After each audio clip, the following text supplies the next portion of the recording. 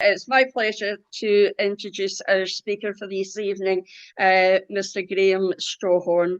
Graeme is a fundraiser for the SPFL Trust, and he's going to give us an insight into the work undertaken by the Trust across the country.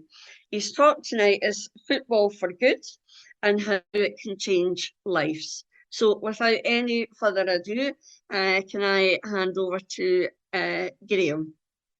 Good evening, and thank you for having me along. It's a pleasure to be here. As you said there, Joyce, tonight I want to share how the SPFL Trust, which I'm sure most of you are aware, SPFL Trust is probably the easy way to say it because it stands for the Scottish Professional Football League Trust. So the Trust is the charity affiliated with the SPFL itself, which is the organisation that obviously oversees everything that is part of Scottish football and the Premiership side.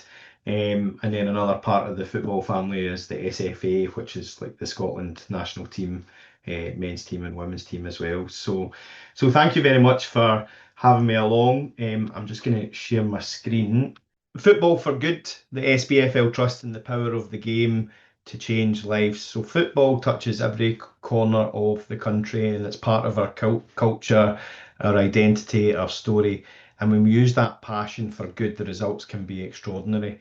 Now, the SPFL Trust celebrated its 15th anniversary in December 2024. So just to kick things off, I'm going to share a short video that basically celebrates our 15-year anniversary, but it also really captures what the SPFL Trust does. In Scotland, more than 1 in 5 of us are living in relative poverty. Over the last decade, the number of adults reporting mental health conditions has more than doubled. For young people, the rate has increased by 500%. Life expectancy is lower than anywhere in Western Europe. Almost a quarter of working-age adults are economically inactive. And for our kids, class sizes are bigger with fewer teachers, which isn't helping the increasing attainment gap. For some, life has never felt so difficult. The SPFL Trust and our network deeply understand these issues. Football has the power to connect people. And goodness, we know our communities because we are part of them. We are a respected organisation within Scottish football and the wider third sector. Our charity has national reach but makes a big local impact. We provide funding, bring together expertise, build connections and represent 46 community trusts across the men's and women's game, enabling our network to be agents for social change.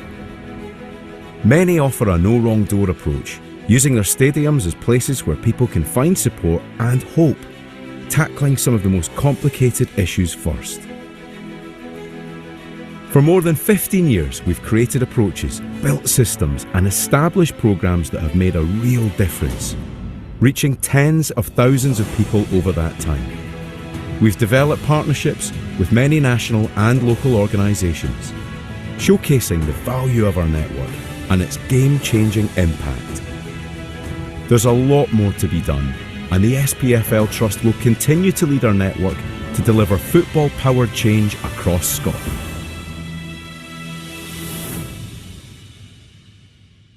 That was a video obviously just showcasing some of the work that we've done over the last 15 years. So first of all, this is Nikki Reid, who is our Chief Executive. So I wanted to kind of talk about Nikki because she's been with the Trust since 2014, but she became our Chief Executive in 2017. Now, Nikki's quite an inspirational woman in that she is the first Chief Executive in Scottish football, first female, Chief Executive in Scottish football, and she's done a lot of work through sport and football, but the wider community, bringing together the SPFL Trust and all our associated partners across Scotland. Nikki actually recently was awarded a doctorate from Stirling University for her contribution to sport, football and the wider community. So Nikki is our, as I say, Chief Executive. There are 10 staff at the SPFL Trust in a range of roles in operations and senior management, but also our health and delivery team, and then myself in fundraising, and we've got finance and executive secretarial support as well. So there's 10 staff at the trust itself. Our vision and mission is that the unique power of football improves lives for people across Scotland, and our mission is to support local communities to be places where people can truly thrive, and we believe change can be football powered, making a difference to those who need it most. As a public health organisation, we're focused on reducing inequalities, improving health and well-being, and building stronger, happier communities using the platform of football to do it. So how do we do that? So our strategic priorities, we focus our work on 3 clear strategic areas where football's reach is unique and powerful. That's health and well-being, which is both physical, mental and social. Attainment, which is around education, employability and achievement, and young people, helping them stay safe, build confidence and access opportunity. These are the areas where we know football can make a measurable difference. So our strategic pillars, so this is based on our strategy, which we just finished a 5-year strategy just at the start of 2025. So we've just recently launched our new strategy for the next 5 years.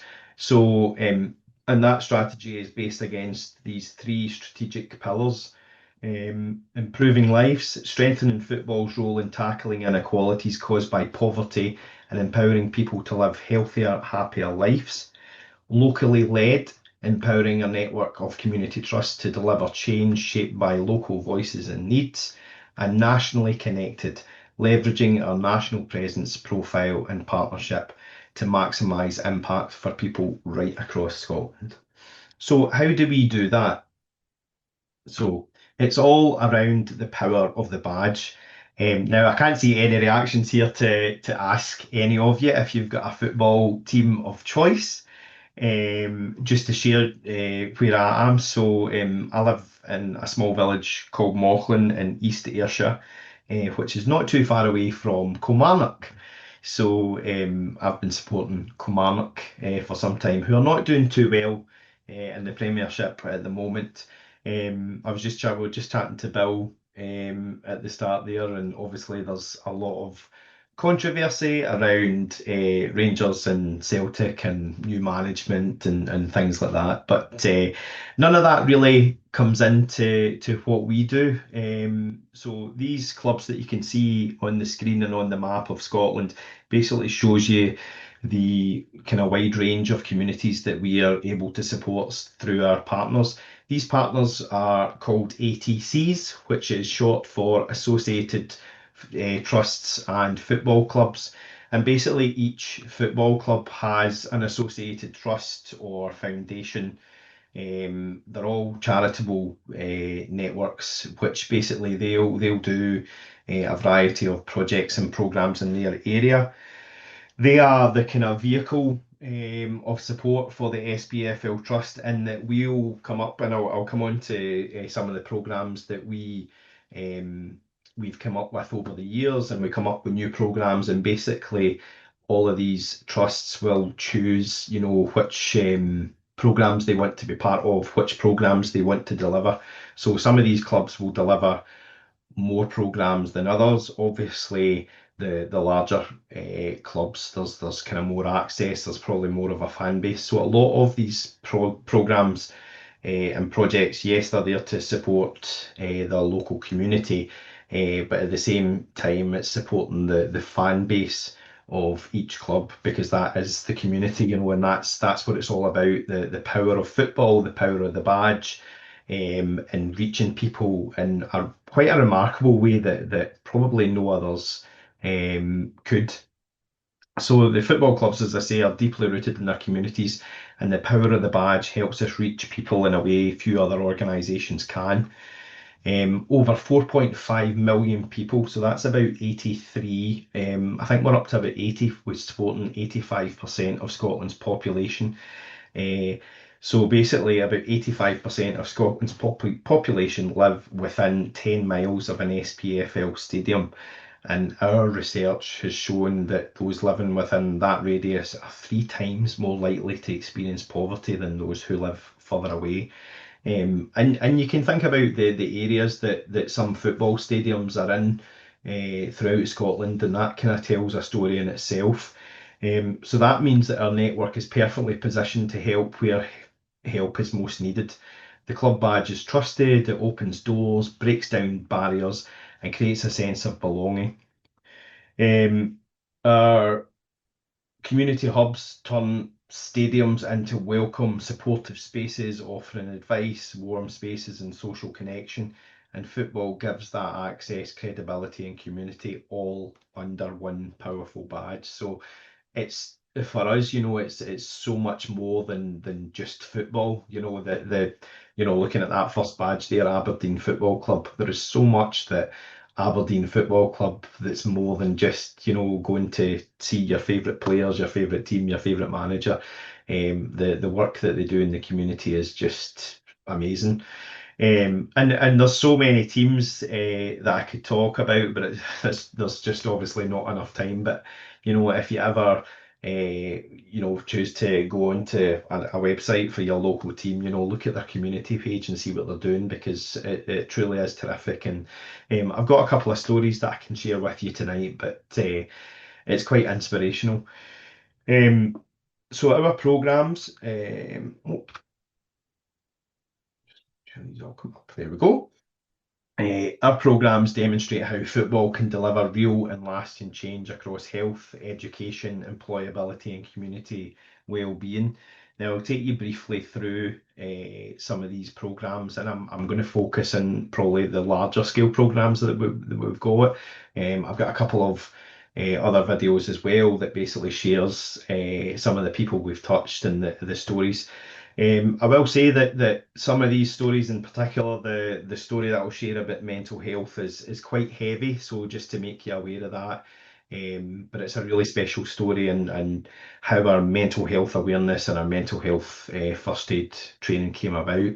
So I'll briefly take you through these programmes and then go into some in a wee bit more detail. So FIT, which is an abbreviation for Football Fans in Training, it's our flagship programme, and probably one that a lot of so there's the 42 clubs and football clubs and trusts throughout Scotland that we work with. At the moment, there's 27 clubs taking part in Football Fans in Training. So FIT is a leading men's health intervention programme targeting individuals aged 35 to 65 to promote well-being. So participants will go to their local club and they'll be provided with advice, light exercise and physical activities at the local stadium, helping participants improve their physical and mental health while reducing alcohol consumption and the risk of obesity-related disease like type 2 diabetes. Now, FIT has been developed over 15 years with new strands including Prostate Fit, Diabetes Fit and Fitter Families. So basically, in a nutshell, what I've kind of said when I've been kind of networking, FIT is like probably a football version of Weight Watchers, where and it's a lot more extensive than that, but it's a 12-week program, as I mentioned, and as much as I say it was introduced as a men's health intervention, but we actually introduced a women's version of FIT as well. They are ran at separate times because women's health and men's health is very different, so there needs to be a focus for each. But basically the programme runs 12 weeks and participants come along. It's 90 minutes based on how long a football match lasts. So it's 45 minutes of classroom activity, teaching about diet, as we say, alcohol. It starts off, all the kind of stats of health and weight and measurements are taken into consideration. And then the other 45 minutes is kind of recreational exercise out in the stadium. One of the things that they do, which I have to say, I've actually went and took part. I did it at Falkirk Stadium, which the steps there are extremely steep, and they do a step challenge where they basically start like walking up the steps, and some of them run up the steps. But it's quite knackering, to be honest with you. So that's football fans in training in a nutshell. Festive Friends is a wonderful project, and 37 of the clubs take part in this.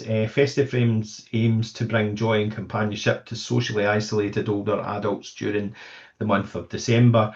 So working with the SPFL clubs will provide a nourishing Christmas meal, activities and entertainment, and a gift, and most importantly, human connection.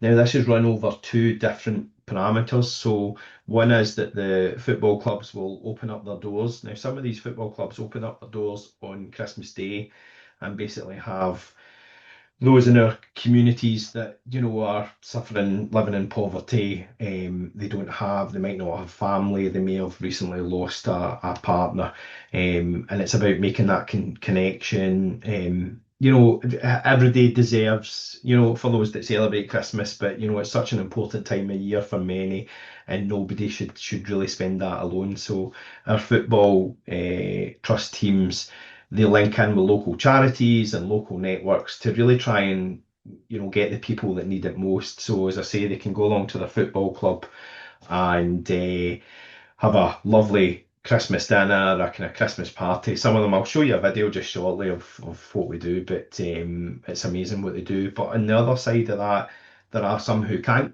get out the house, they're not able to go to the local stadium. And this was we actually introduced it during COVID, because obviously everybody was kind of isolated and locked up in their homes, and that's really difficult, especially for those that are living alone. So we actually had football players and trust staff go out to people who are isolated and living on their own with football hampers, not hampers, Christmas dinner hampers. A lot of local businesses, local shops will donate items to each club with these hampers. So that's what we do every Christmas. Is we'll either the clubs, a lot of them will do both, where they'll open their doors and have Christmas dinner, and then on the other side they'll deliver hampers to people at their home. So that's Festive Friends. It's a lovely initiative, a really special one as well. Mental health awareness is our bespoke mental health awareness courses designed for people within the football industry, focusing on the unique pressures experienced by those in the game. Each workshop breaks down stigma and builds confidence to talk about mental health, supporting individuals, teams and managers in their well-being. I'm sure you'll all be aware how much mental health affects in particular. There's been a lot of instances where footballers or managers have really struggled with their mental health, and this is where it's kind of came from. And again, I'll share a short video about sadly a footballer who completed suicide after he basically had surgery on his back, and he was a rising star called Chris Mitchell, played for Falkirk, and he was in the Scotland under 21s team as well. So quite a rising star, and then he had to have surgery on his back, and then after his surgery it's not that he wasn't fit enough, he was still playing, but he wasn't at the level that he'd been at, and then he became a part-time player and just slipped into depression, and sadly he ended his life. And his family built up a foundation and worked with the SPFL Trust so that kind of instance didn't happen again, because what they say now is everybody is so open about their mental health. A lot of guys will speak up more, and it's so important that we keep that going. So this mental health course that we deliver it at clubs, but as I say, it's there for MD in the community, MD that's related to the football club itself, but also the fan base and the staff. So you see a wide range of people attending these courses, and they're just it's really moving, and it's a difficult subject. I obviously went myself and to experience it, but again, it's something else. It's so very important that we keep things like that going. Off the Bench is our major employability programme, a 12-week course that helps young people aged 16 to 24 who have committed or are at a risk of committing antisocial offences. So they've maybe not had the best upbringing in life, and this initiative provides education, physical and mental health support and the skills to build better futures. So we'll support them in building a CV, support them with interview skills, and even help them. The aim of the programme is to get them to a positive destination, which is either getting them lined up for interviews or even under unemployment. And the results from that course have been fantastic. We're now in phase 7 of that programme. That's operated, I think it's only about 5 or 6 of the clubs. Again, these are the kind of different courses. It depends where it is, but there's a strong focus on kind of certain areas that are maybe more deprived than others. Kick Off Your Career is similar as well. It's a 6-week programme for unemployed young people aged 16 to 24. It's designed to boost skills, confidence and job prospects. It's hosted at SPFL clubs and participants gain real world learning, one-to-one support and guidance in applications and interviews. So there are, similarities in Off the Bench and Kick Off Your Career. They're the two kind of employability programmes that we do. Joy of Moving is a project 6-week programme delivered in schools to children aged 9 to 10, and it blends classroom and active learning to teach the importance of being active through fun and games and activities inspired by the Joy of Moving methodology. So it's a cracking wee course for the school kids. And again, it teaches them how important exercise is for your health. 442 Reading Challenge is a reading challenge that encourages children across Scotland to improve literacy and foster a love of both reading and football. And in partnership with clubs and local libraries, children track their progress and earn awards. So the reason it's called 442 is obviously there's a link to formation in football, but if they read 4 books, they do 4 book reviews, and then they get 2 free tickets for themselves and a parent to come to a local football match. So it's quite a rewarding challenge. That this year has actually been supported by the National Lottery, which is funding we received for that. So that's it's kicking off in January 2026. And then the community hubs that I briefly mentioned is a new initiative that started in June. And our community hubs are powered by SGN, and it's called Game Energy. And this initiative helps transform football grounds into trusted spaces where people can access support, stay warm and connect. They'll come along to the club, have a hot meal, hot drink, but also get energy and advice to health checks and social activities. So the hubs make the stadium more than a match day venue. They make it a true community home. Together, these programmes show the range and depth of what we do.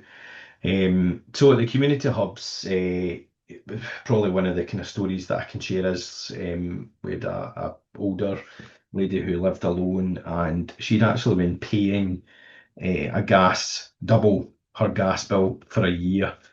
Who knows how that happened, but SGN support that quite well. They do like boiler checks and help kind of elderly isolated people like that, looking at their energy consumption in their home, just making it more cost effective. But this is something that they discovered, which has been paying 2 gas bills. So quite incredible what happens there. But it's also an opportunity at these community hubs where they can be signposted to other initiatives. So a lot of the people that come to the community hubs could end up benefiting from programs like Festive Friends. And again, even like fit, when people hear about fit, it's like, oh, I'd quite like to lose weight and get into exercise. So there's a lot of signposting. It's not just about coming along and just attending a community hub. There's so much more. So that kind of gives you a kind of overview of some of the programme snippets. So I'm going to share a couple of videos with you, if that's all right.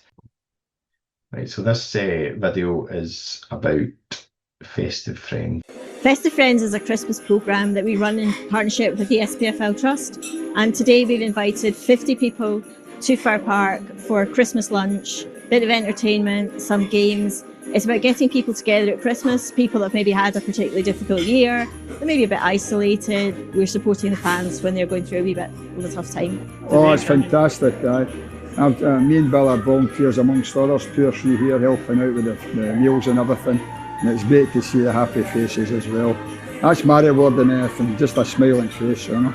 Oh, I've had a brilliant time. This is my first visit so far for our Festive Friends on this year, and it's just such a great experience and a great day, and it's so wonderful just to see genuine happiness and enjoyment. They can just relax and sort of shed some of the worries and the challenges that they might have faced in the year, and also get a lovely meal to do that in a warm environment, a welcoming space, and to benefit from some entertainment and maybe a wee visit from Santa as well. People are struggling having to go to food banks and that, and this is something that it's really well deserved. A lot of people maybe couldn't afford to go out and have a Christmas dinner. No. Football brings a lot of people together. It doesn't matter what team you support. Doing this is amazing. We're really proud of what we can bring to the wider football community. It's not just about 3 o'clock on a Saturday, it's that more than football ethos, and this epitomises that. It's fantastic in terms of football and what football can deliver, and the fact that all the clubs see the benefit of it tells you it's a very, very important programme.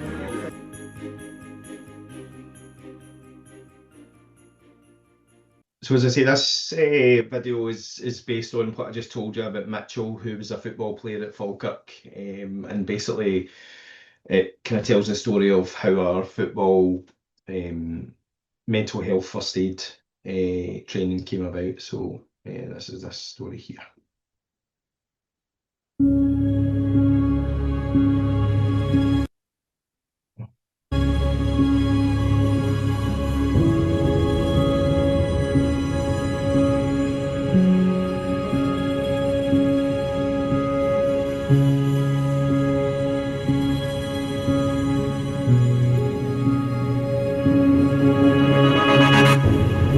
Looking back on it now, we're a bit like, maybe I could have done more, but at that time we never really had a clue.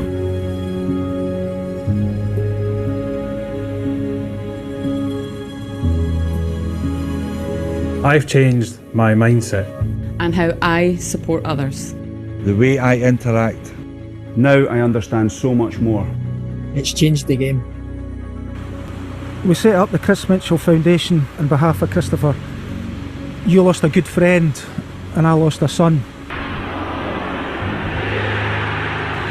I wouldn't like to see other families suffering what we've went through over the years, and this is why we do the work that we do in highlighting mental health in football. When I lost my brother to suicide, it was hard to comprehend. The game is so different from when I was playing. Winning and losing impacts people differently. So the mental health first aid training, that's been successful? It's been a huge success.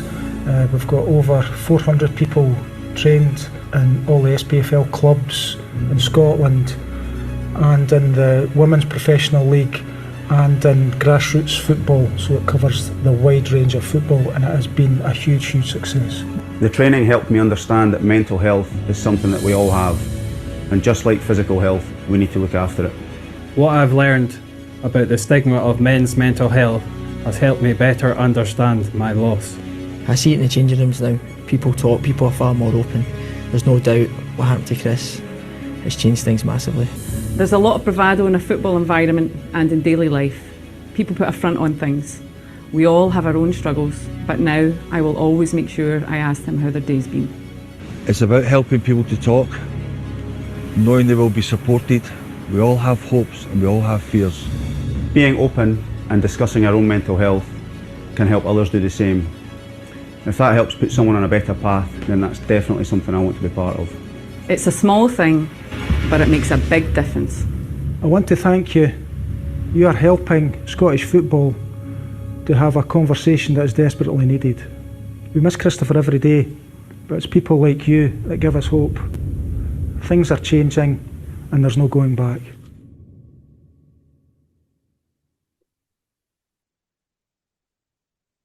I always find that quite a difficult one to watch. It really touches somewhere.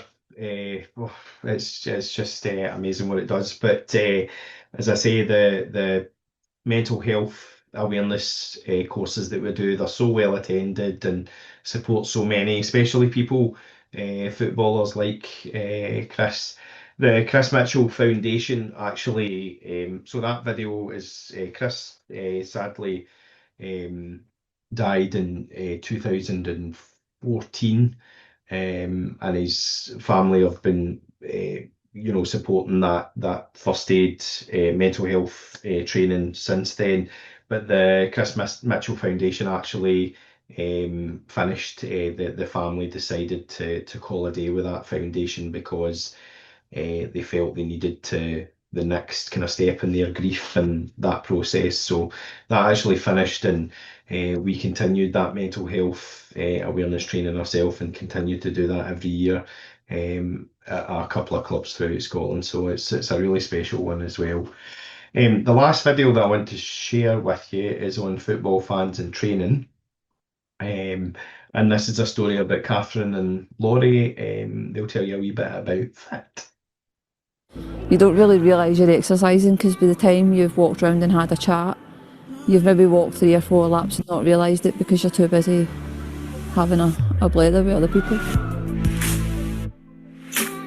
We run Football Fans in Training, which is a 12-week programme for male and female participants who are looking to lose a wee bit of weight, and it's not a diet, it's a healthy lifestyle change. My fitness is getting a bit better, slowly but surely, but I will get there. I just feel this is what I need to give me the encouragement to look for my future. The reason why I've joined it, I've had complications in the past few years that's resulted in ectopic pregnancies. So I've lost both my fallopian tubes, and in order to have a family I need to get the weight down. This is the step in the right direction that I need to go in, and fit has really helped me get on the right track. I got diagnosed with lymphoma, and I put on all the weight I lost and a bit more because the main part of my treatment was steroids, so I've put on a lot of weight with it. We supported her the whole way through our chemo, and we were there for her. We got the players to sign a card. The club were quite involved in making sure she was fit and healthy. It definitely helped me in ways I thought weren't possible recently. Each weigh in every week has definitely shown an improvement to my health. Some weeks do circuits, and one of the weeks we get a Zumba instructor in as well, so you are getting to try different things as well. I think it means a little bit more that you are getting the chance to do something through the football club. The Kelly community and the things that they do within the local community is actually absolutely amazing. My husband's quite jealous that I get to walk around about the football pitch.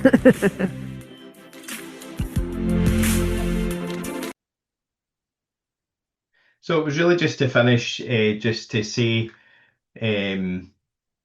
just something about me, just my kind of background and how I came to be with SPFL Trust. So I've been fundraising for nearly 20 years now, starting small. I started small when I was just younger in the Scouts, my local scouting group, helping young people in their communities, and that passion grew over time. So I've trekked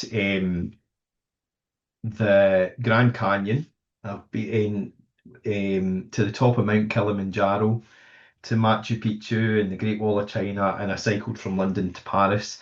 And that was all when I was a fundraiser for my local hospice, the Ayrshire Hospice. So I'd like to say I'm a bit of an Indiana Jones through my, though my trekking boots are hung up for now, because I think Kilimanjaro certainly broke me.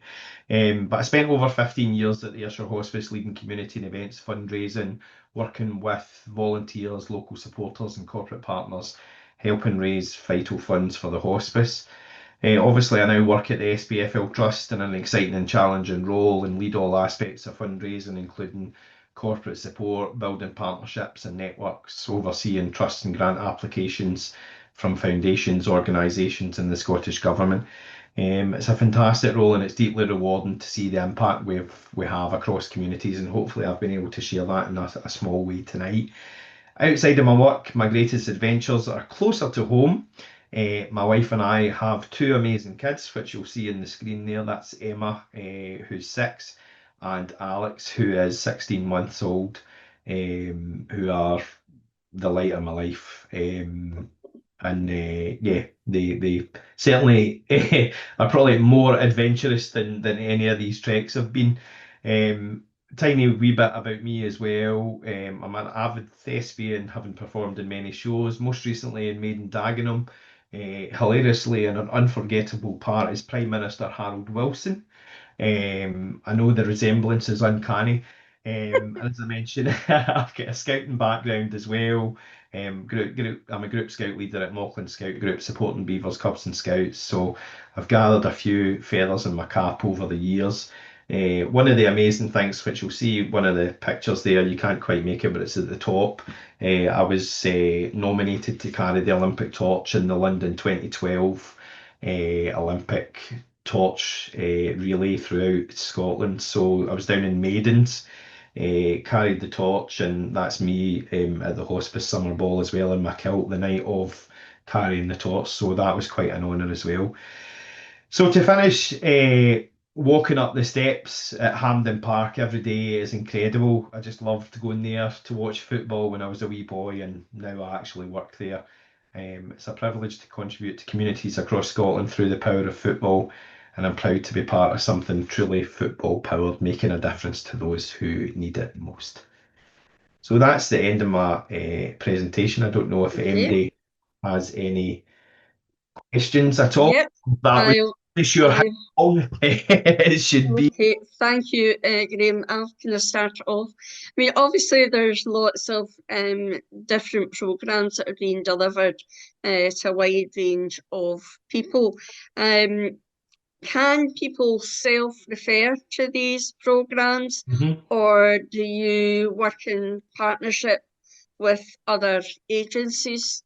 No, absolutely not. So every programme that happens at the local clubs is free to anyone who wants to come along, you know. So Football Fans in Training is a prime example of it's just basically getting in touch with the local community team, so they can come to us and we can put you in touch with people like Mary, who you saw there at Kilmarnock Football Club talking about Football Fans in Training at Kilmarnock. So it's just a case of approaching them. It's very much like, you know, I know obviously like Weight Watchers and the other clubs, there's fees there, but with Football Fans in Training, you know, programs like that are free, and that's only possible through the various funding aspects that we get from so many. So FIT is actually supported by the Scottish Government.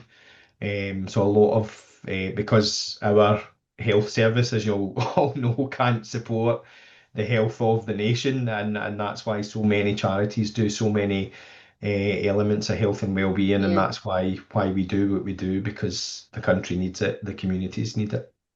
Obviously, a lot of what we've seen there, we've seen support coming in, if you like, from the bigger clubs.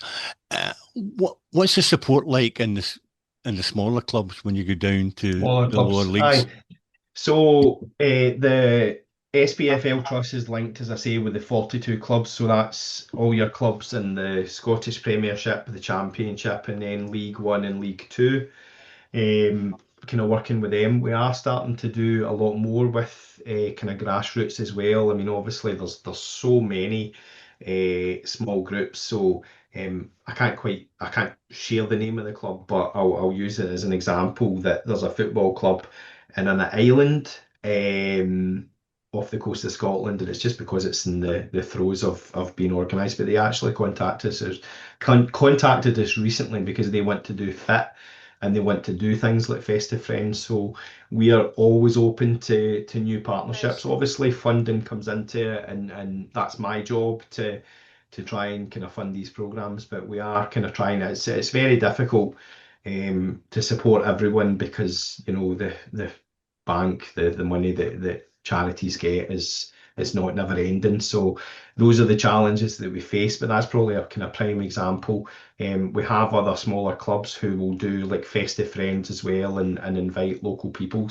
The mental health awareness training, I had like a chaplain who's at Cumnock Football Club, which is only 5 miles away from where I stay, but they came to the mental health awareness training at Kilmarnock so that they could then go back and relay that information and that importance to their club, to their players and to their staff as well. So it's not just about the 42. I mean, the wider range, the major kind of projects, yes, they do support because that's the vast communities. But what you find is, you've got so many football clubs around Kilmarnock Football Club that, they can be supported in many ways. But as I say, these are things that we're developing over time because it is so important to try and support as many as we can. Graeme, thank you very much. Super speech. Delighted that you've talked quite extensively tonight about the mental health first aid training. As you can see, I'm from a different Rotary Club. I'm in Livingston. And my husband and I have both done this qualification because we call ourselves a community Rotary Club. We're out working in a community all the time. And it's fabulous qualification to have. It heightens your self-awareness and also your awareness of what other people are going through in their lives. Truthfully, it's something that I think every Rotarian who is out working in the community should work towards achieving it. I can't say that strongly enough. We don't do it, but we should do it. It's such a huge subject of it. As I say, like every time that video plays, it's so important that we do more, and a lot of, even in English football and worldwide, there's so much been done to support so many because there's been so many kind of tragic incidents like that. And that's why it's so important that we keep doing it and keep that subject like well in everyone's mind. I'm just going to on a sort of different topic, because interested in your 442, Yes. teaching children to read. How do you go about promoting that? Is that through the schools or parents? Or? It's through the football club. So the football club or trust will be linked to many schools, primary schools in their area. So they'll have a selection of schools that they support. So a lot of the football clubs will do different projects with schools. So for instance, I mentioned Joy of Moving and obviously 442. So it's probably through your local football club to kind of find out, or your local library to say, is 442 something that you do? Because again, funding comes into it and it's only so many. I think there's 12 of the clubs doing it in 2026. Again, you'd love to do it, but some of the clubs and trusts don't have the capacity to do that because they don't have the relationship with the local schools, unfortunately. It just depends where they are. Some of them are quite rural compared to the ones that are around the larger towns and cities. So it's basically, you might see the kind of posters and things like that up in your local library, but either that or it's your kind of local football club to see, is that something that they do in your area? Good, interesting one. Yeah, it's really good. It's great fun. Do the clubs themselves help financially to like the groups that are there, or do they come to you for support? So it's a common misconception, to be honest with you, because you look at England, for instance, and our counterpart in England, the England Football Trust, gets so much support, and not to be disrespectful to them, because obviously England is a vaster area and population, but so they do have support. We receive some support from the SPFL for some of the projects. So for instance, the SPFL are given, I think it's 15 to 20,000 to Festive Friends. So for instance, and I'll use that as an example, Festive Friends to deliver to the 37 clubs that take part costs in the region of 120 to 130,000 pounds. It's a vast amount of money. And the SPFL, and it's a small part, but it's an amazing amount of money, will give us like 15 to 20,000. The clubs themselves, their finances are probably completely separate. I'm not really kind of linked in to know what that is, but what's important is that the clubs boost the project. So you heard like Mary saying that the players like sent a card, or players will come and deliver hampers, but financially they probably can't support their trusts as well as they would like to. I'm quite sure they will in some way, but generally the funding for the programmes that I've spoke about that the clubs deliver, the funding comes through us, and that funding comes from various areas, which is part of my role. So as I say, like football fans and training is currently funded by the Scottish Government, but that funding is being slashed and budgets and everything like that. So that's where like trusts and grants, National Lottery, and all these trusts and grants and foundation, and obviously Bill, where we met, the corporate work that I'm doing as well to try and get corporates to support our programmes as well, because quite frankly, they can't happen without the backing of a corporate. As I say, I've been doing it for nearly 20 years, and it's like you've just got to go with the flow and try and get funding where you can, and whether that's corporate or we do a golf day for our mental health awareness. If anybody plays golf, please get in touch. So generally the programmes that I've spoke about tonight, it's we have to get the funding from that. There is no support from that's not me, slagging football clubs off or anything like that, because they're struggling for money as well, believe it or not. I know they pay for players and things like that, but football clubs have lighting and heating and football pitches to keep upkeep. So there's so many costs, but you'll know that yourself in the day and age that we're living in. Okay, Graeme, if I, on behalf of the club members and our visitors this evening, say thank you very much for giving us an insight into the work that you do. You're obviously a very, very busy man. So we're quite grateful for you taking the time out to talk to us tonight. I think for me, I was not aware of any of the trust work that goes on. That certainly sounds as if there's huge benefit to the communities out there, whether it's individuals or groups of people. I think you deserve a great round of applause, and thank you very much again. Thank you. Thank you.